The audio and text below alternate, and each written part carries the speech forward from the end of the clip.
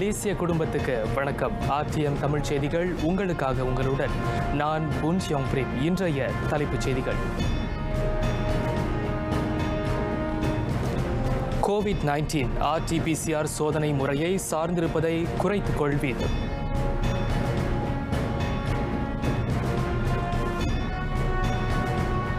புதிய குறைந்தபட்ச ஊதிய முறை விரைவில் அறிமுகம்.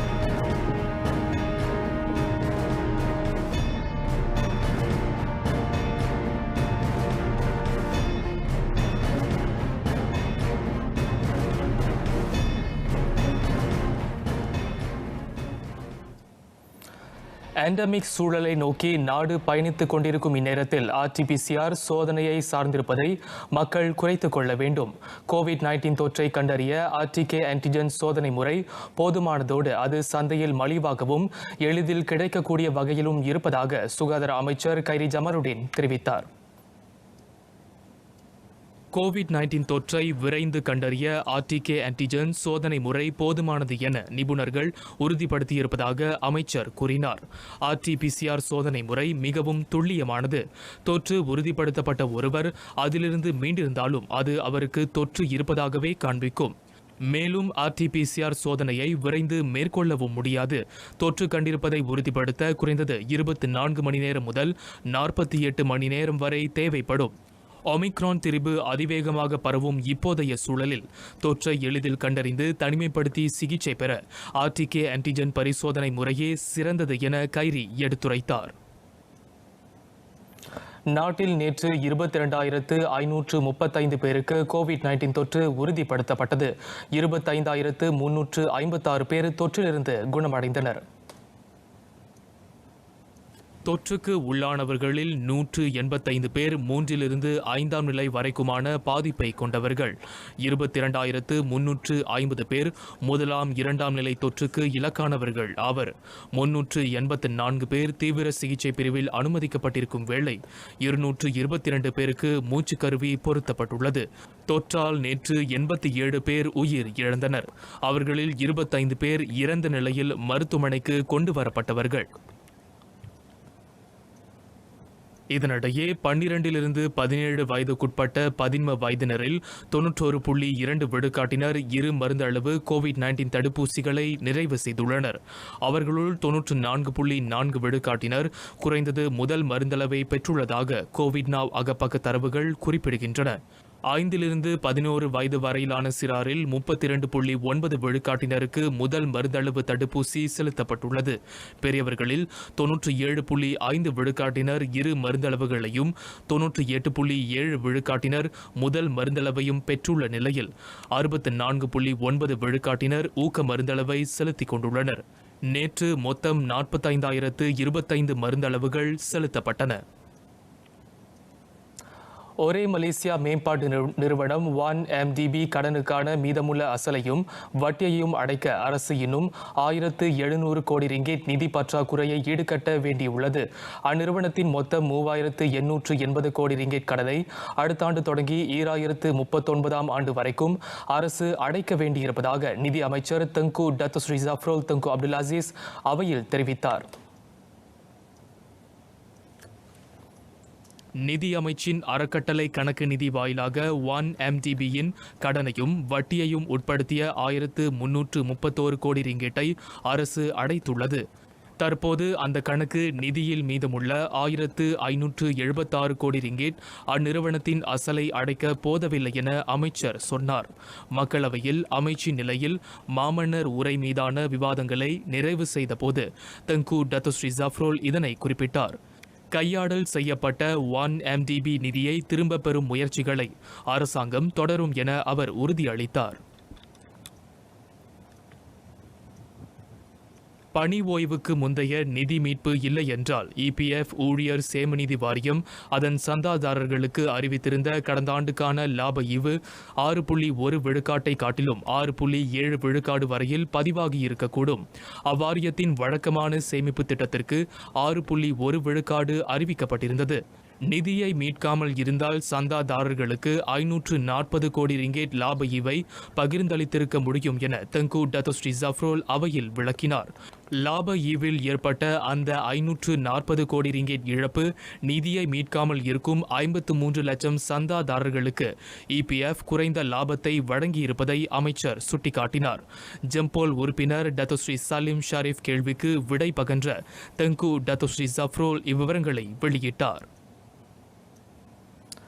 ரஷ்யா யுக்ரைன் இடையிலான போர் நாட்டின் வர்த்தகத்துறைக்கு குறைந்த தாக்கத்தையே ஏற்படுத்தியுள்ளது.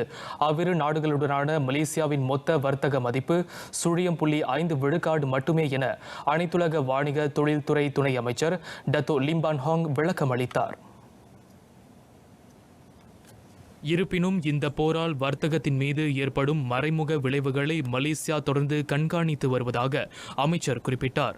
அதிலும் குறிப்பாக வர்த்தகத்திற்கு 13 விழுக்காடு பங்களிப்பு வழங்கும் மின்னியல் துறை அணுக்கமாக கண்காணிக்கப்படுவதை டத்தோ லிம்பான் ஹாங் சுட்டிக்காட்டினார். கடந்த ஆண்டு ரஷ்யா மற்றும் யுக்ரைனுக்கான மொத்த ஏற்றுமதி முறையே 0.3 மற்றும் 0.1 விழுக்காடாக பதிவானது. புதிய குறைந்தபட்ச ஊதிய முறையை குறுகிய காலத்தில் நிறைவேற்ற அரசு உத்தேசித்துள்ளது. நாட்டின் பொருளாதாரம் மேம்பட்டு வருவதால் அதற்கு சாத்தியம் இருப்பதாக மனிதவள அமைச்சர் டத்துஸ்ரீ எம் சரவணன் மக்களவையில் கோடி காட்டினார். பொருளாதார மீட்சி நிலைக்கு ஏற்ப நாட்டின் வர்த்தக துறைகளும் வழக்கம் போல் சுறுசுறுப்புடன் இயங்குவதை அமைச்சர் சுட்டிக்காட்டினார். நடப்பு பொருளாதார சூழலையும் அதிகரித்து வரும் வாழ்க்கை செலவினங்களையும் கருத்தில் கொண்டு புதிய குறைந்தபட்ச ஊதிய முறை விரைவில் செயலாக்கம் காண வேண்டும் என சிலர் கோரிக்கை விடுத்து வருகின்றனர். அதனை அரசு உணர்ந்துள்ளது என்றார் அவர். மக்களின் உண்மையான தேவையையும் முதலாளிகளின் ஆற்றலையும் ஆராய்ந்த பின்னரே அப்பரிந்துரையை நிறைவேற்றுவது குறித்து முடிவெடுக்கப்படும் என டத்துஸ்ரீ எம் சரவணன் தெளிவுபடுத்தினார். நிறுவனங்கள் சீராக இயங்கும் அதே வேளையில் ஊழியர்களின் வேலை சூழலில் சிக்கல் ஏற்படாமல் இருப்பதை உறுதி செய்ய அப்பரிந்துரை கட்டம் கட்டமாக நடப்புக்கு கொண்டு வரப்பட வேண்டும். குறைந்தபட்ச புதிய ஊதிய முறையை அதிரடியாக அமல்படுத்தினால் நாட்டின் போட்டித்தன்மை பாதிக்கப்படலாம்.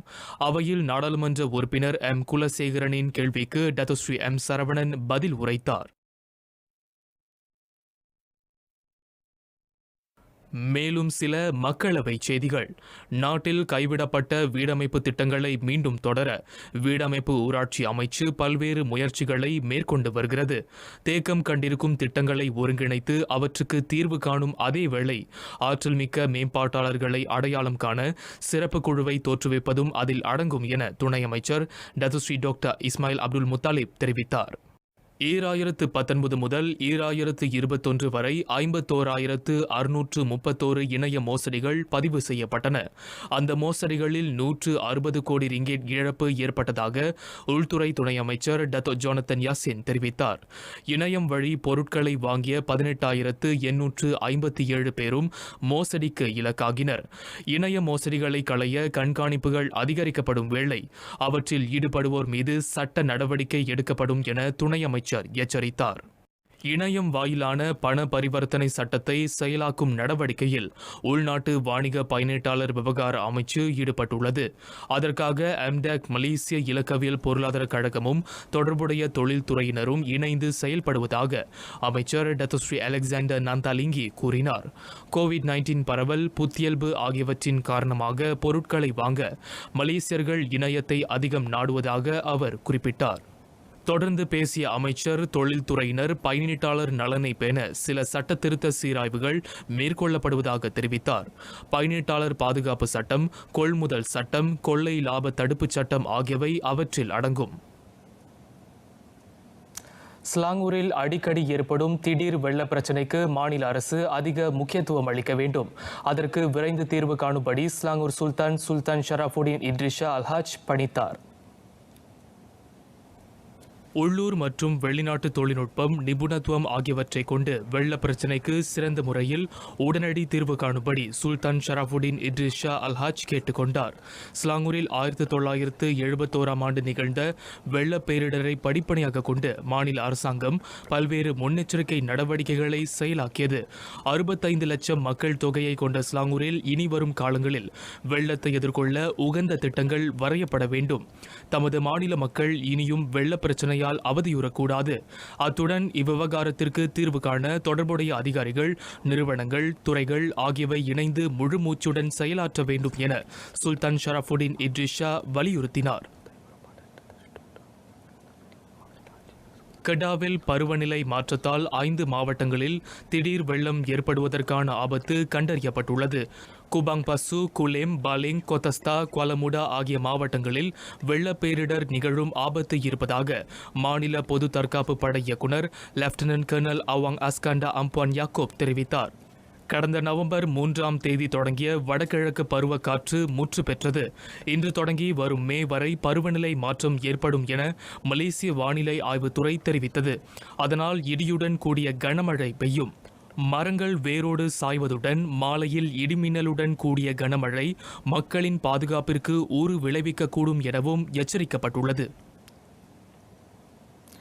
ஜோஹோர் மந்திரி பசார் நியமனம் தொடர்பில் அம்னோ மற்றும் பரிசான் நேஷனல் தலைவருமான Datuk Seri doctor Ahmad Zahid Hamidi மாநில ஆட்சியாளர் சுல்தான் இப்ராஹிம் அல்மர்ஹூம் சுல்தான் இஸ்கண்டாரை இன்று சந்தித்தார். அவர்கள் இருவருக்கும் இடையில் சந்திப்பு நடைபெற்றதை ஜோஹோர் தேசிய முன்னணி தலைவர் டத்தோ அஸ்னி முகமது உறுதிப்படுத்தினார். டத்தோஸ்ரீ டாக்டர் அஹ்மத் ஜஹீதை ஏற்றி வந்த வாகனம் டங்காபேயில் உள்ள அரண்மனையிலிருந்து மாலை 3:50 மணி வாக்கில் வெளியேறியது. முன்னதாக பிற்பகல் 2:30 மணி வாக்கில் அவர் ஜலான் யயாவாலில் உள்ள ஜோஹோர் அம்னோ தொடர்பு குழு கட்டட அலுவலகத்தில் காணப்பட்டார். சுமார் 20 நிமிடங்கள் கழித்து டத்தோஸ்ரீ டாக்டர் அஹ்மத் ஜஹீத் அங்கிருந்து வெளியேறியதாக ஊடகங்கள் தகவல் வெளியிட்டன. ஜோஹோரில் நேற்று முன்தினம் நடைபெற்ற மாநிலமன்ற பொதுத் தேர்தலில் 56 சட்டமன்ற தொகுதிகளில் 40ஐ கைப்பற்றி 3/2க்கும் கூடுதலான பெரும்பான்மையில் பரிசான் மீண்டும் ஆட்சியை பிடித்தது. அந்த தேர்தலில் பரிசான் வெற்றி பெற்றால் பனூட் சட்டமன்ற உறுப்பினர் டத்தோ அஸ்னி மந்திரி பசார் பொறுப்புக்கு மீண்டும் முன்மொழியப்படுவார் என டத்தோஸ்ரீ டாக்டர் அஹ்மத் ஜஹீத் பிரச்சாரத்தின் போது கூறியிருந்தார். ரஷ்யா யுக்ரைன் இடையிலான போரை தொடர்ந்து மற்ற உற்பத்தி நாடுகளில் இருந்து வேளாண் உட்பட மூலப்பொருட்களை பெறுவதில் வேளாண் உணவு தொழில் அமைச்சு தீவிரம் காட்டி வருகிறது. நீடிக்கும் போரால் உணவு கையிருப்பில் தட்டுப்பாடு நிலவாமல் இருக்க தொடக்க கட்ட நடவடிக்கையாக அது மேற்கொள்ளப்படுவதாக அமைச்சின் தலைமை செயலாளர் டத்தோ அஸ்லினா அப்துல் ஹமீத் தெரிவித்தார். போர் தொடங்குவதற்கு முன்னதாகவே அமைச்சு உரம் போன்ற சில முக்கிய விவசாய பொருட்களை பெருமளவில் இறக்குமதி செய்ததாக டத்தோ அஸ்லினா கூறினார். அதனால் இன்னும் சில மாதங்களுக்கு அவற்றின் கையிருப்பு குறித்து கலக்கமடைய தேவையில்லை என்றார் அவர். எனினும் ரஷ்யா யுக்ரைன் போர் உலக சந்தையில் கால்நடை தீவனத்தின் விலையை பாதித்திருப்பதாக அவர் குறிப்பிட்டார். உலகின் முதன்மை மூலப்பொருள் உற்பத்தியாளர்களான ரஷ்யா மற்றும் யுக்ரைனை தவிர்த்து மற்ற நாடுகளில் இருந்து விவசாய பொருட்களை இறக்குமதி செய்ய வேளாண் உணவு தொழில் அமைச்சு முனைப்பு காட்டி வருவதாக டத்தோ அஸ்லினா தெரிவித்தார். கடந்த ஆண்டுக்கான வரி வசூலிப்பில் அரசு மலேசிய சுங்கத்துறை 9.9 விழுக்காட்டு வளர்ச்சியை பதிவு செய்துள்ளது. நடப்பு பொருளாதார சூழலை கருத்தில் கொண்டு இவ்வாண்டு 4500 கோடி ரிங்கிட் வரியை வசூலிக்க இலக்கிடப்பட்டிருப்பதாக அதன் தலைமை இயக்குநர் டத்தோஸ்ரீ அப்துல் லத்தீப் அப்துல் காடிர் குறிப்பிட்டார். 2020 3867 கோடி ரிங்கேட் வரி வசூலிக்கப்பட்ட வேளை கடந்த ஆண்டு 4250 கோடி ரிங்கேட் வரி வசூலிக்கப்பட்டது. நாட்டின் தீர்வையற்ற தீவுகளில் மேற்கொள்ளப்படும் சிகரெட் கடத்தல் குறித்து பேசிய டத்தோஸ்ரீ அப்துல் லத்தீப் கடந்த ஆண்டு அந்நடவடிக்கைகள் 6 விழுக்காடு குறைந்ததாக கூறினார். சிகரெட் மற்றும் புகையிலை சார் பொருட்களுக்கான வரி விதிப்பு முறையாக செயலாக்கப்படுவதை உறுதி செய்ய கண்காணிப்புகள் தொடரப்படும். இவ்வேளையில் எண்ணெய் எரிவாயு துறைகளின் தேவையை பூர்த்தி செய்ய லபுவான் துறைமுகத்தில் சேவை செயல்பாடுகள் விரிவுபடுத்தப்பட வேண்டும். வியாபார பரிவர்த்தனை அடிப்படையில் உதவும் அதேவேளை விநியோக தரப்பினர் புதிய சட்டங்களை முன்கூட்டியே சரிபார்ப்பதும் உறுதி செய்யப்படும் என டத்தோஸ்ரீ அப்துல் லத்தீப் குறிப்பிட்டார். இந்தோனேசியா தெற்கு சுமத்ராவை காலை மணி 5:09 வாக்கில் ரிக்டர் கருவியில் 6.7 பதிவு செய்யப்பட்ட ஆற்றல் வாய்ந்த நிலநடுக்கம் உலுக்கியது. எனினும் மலேசியாவிற்கு அது சுனாமி எச்சரிக்கை விடுக்கவில்லை என தொடக்க கட்ட மதிப்பீட்டின் வழி தெரிய வந்துள்ளது. சீபருட்டின் வடமேற்கே 89 கிலோமீட்டர் தொலைவில் 10 கிலோமீட்டர் ஆழத்தில் அந்த நிலநடுக்கம் ஏற்பட்டதாக மலேசிய வானிலை ஆய்வுத்துறை தெரிவித்தது. அதன் தாக்கம் தீபகற்ப மலேசியாவின் மேற்கு மாநிலங்களான Selangor, Negeri Sembilan, Malacca, Johor ஆகியவற்றில் உணரப்பட்டது. பேரா ஈப்போ சிம்பாம்புலாய் கல் உடைப்பு பகுதியில் நிகழ்ந்த மண் சரிவில் காணாமல் போனவர்களை தேடி மீட்கும் பணியில் மேலும் 2 மீட்கப்பட்டனர். இன்று காலை மணி 10:35 வாக்கில் சிறிதளவில் மண் சரிவு ஏற்பட்டதைத் தொடர்ந்து மீட்புப் பணிகள் தற்காலிகமாக நிறுத்தப்பட்டன. அங்கு நிலச்சரிவு ஏற்படும் ஆபத்து இருப்பதால் பாதுகாப்பு நடவடிக்கைகள் மேற்கொள்ளப்படுவதாக மாநில தீயணைப்பு படையின் பேச்சாளர் தெரிவித்தார். இந்நிலையில் மண் சரிவில் புதையுண்டவர்களை மீட்க 20 மீட்டர் தொலைவில் தனிப்பாதையை அந்த கல்லுடைப்பு நிறுவனம் அமைத்து வருகிறது. மாநில கனிம புவி அறிவியல் துறையின் அறிவிப்புக்கு பின்னர் K9 மோப்ப நாய்களுடன் தீயணைப்பு படையின் சிறப்பு பிரிவினர் மீட்பு பணிகளை தொடர ஆயத்தமாக உள்ளனர். 2022 ஜெர்மனிய பொது பூப்பந்து போட்டி. அதில் தனிப்பட்ட முறையில் வரலாறு படைத்துள்ளனர் நாட்டின் இளம் சிங்கங்கள் கோ சிஃபை மற்றும் நூர் இசுடின் ரும்சானி. ஆடவர் இரட்டையர் பிரிவில் அவர்கள் சீனாவின் லியூ யூச்சன் ஓ ஸ்வான்யி இணையை வீழ்த்தி முதல் முறையாக அந்த உலகத்தர பட்டத்தை வென்றனர். ஜெர்மனியை அடுத்து ஸ்பெயினில் மலேசியாவின் நட்பெயரை மேலோங்க செய்துள்ளார் முகமது இக்வான் ரம்லி. அங்கு நடைபெற்ற மாற்றுத்திறனாளிகளுக்கான அனைத்துலக பூப்பந்து போட்டியில் அவர் வாகை சூடினார். WH1 ஆடவர் ஒற்றையர் சக்கர நாற்காலி பிரிவில் முகமது இக்வான் ஜெர்மனியின் தாமஸ் வென்செடருடன் களம் கண்டார். அதில் தேசிய வீரர் 21-12, 21-16 என வென்றார். அவர் கைப்பற்றியிருக்கும் 2வது பட்டம் அதுவாகும். கடந்த வாரம் விக்டோராவில் நடந்தேறிய மாற்றுத்திறனாளிகளுக்கான 2வது அனைத்துலக பூப்பந்து போட்டியில் முகமது இக்வான் வெற்றி பெற்றிருந்தார் என்பது குறிப்பிடத்தக்கது. அப்போட்டியிலும் Mohammed இக்வான் தாமஸை வீழ்த்தியிருந்தார். Penerbangan Malaysia pesawat MH780 ke Bangkok sekarang sedia untuk lepas. எல்லை திறந்து விட்டால் என்றனைக்கு ஒரு வேலியை திறந்து விடுற மாதிரி இருக்கும். அப்படின்போது இந்த சுற்றுலா பயணத்துறை மீண்டும் வளர்ச்சி அடைகிறதுக்கு நன்றாக வாய்ப்புண்டு.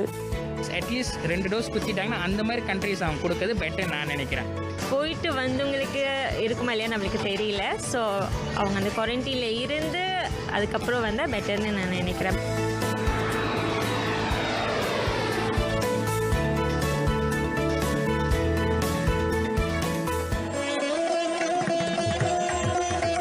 குறளும் விளக்கமும். குறள் 885. உறள் முறையான் உட்பகை தோன்றின் இரள் முறையான் ஏதம் பலவும் தரும். நெருங்கிய உறவினருக்கிடையே உட்பகை தோன்றக்கூடாது.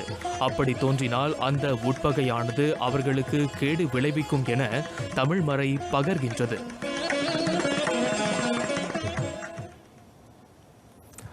அர்ஜென்டினாவில் 10 ஆண்டுகளுக்கும் மேலாக சர்க்கஸ் ஊழியர்களால் கைவிடப்பட்ட 4 புலிகள் இன்று தென்னாப்பிரிக்கா லயன்ஸ் ராக் பிக் கேட் சரணாலயத்தை வந்தடைந்தன. கூண்டிலேயே அடைப்பட்டிருந்த அந்த புலிகள் பாதுகாப்பான உறைவிடத்தை அடைந்த நிம்மதியில் உலாவரும் காட்சி தொகுப்புடன் நிறைவடைகின்றன. RTM தமிழ் செய்திகள். எங்களோடு இணைந்ததற்கு நன்றி.